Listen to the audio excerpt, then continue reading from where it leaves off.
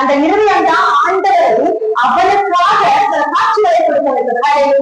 இப்போ ஒரு ஆண்டிக்காக அவன் அதிக பரிச்சயம் பிடிச்சவரை போல நடிக்கிறான். அதுக்கப்புறம் 29வது அதிகாரத்துல வரும்போது அதே ஆதித்ய சொல்வாரு, உன்னை நான் தேவனுடைய தூதனை காண்கிறது போல காண்கிறேன். உன்னை நான் தேவனுடைய தூதனை காண்கிறது போல காண்கிறேன் அப்படின்னு சொல்லி அந்த இருதயத்திற்கு ஏற்றவாறுதா ஒரு நாள் அவன் பட்ட வெட்கம், ஒரு நாள் அவன் அனுபவித்த நிந்தை, எந்த ராஜா இவனை பரிசையோடு இவனை எதுக்கு எனக்கு முன்னாடி கொண்டு வந்தீங்க, இந்த பரிசை எதுக்கு எனக்கு முன்னாடி கொண்டு வந்தீங்க அப்படின்னு சொல்லிட்டு கேட்பாரு. ஆனா அந்த பைத்தியம் பிடிச்சவன்னு சொன்ன அதே வாய்னால உன்னை நான் தேவனுடைய தூதனை போல காண்கிறேன் நான் சொல்ல வச்சாராங்க.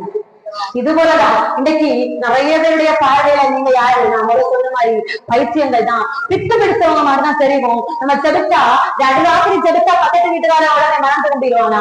கண்டிப்பா இல்ல. என்ன சொல்லுவா தெரியுமா? பைத்தியங்கள்.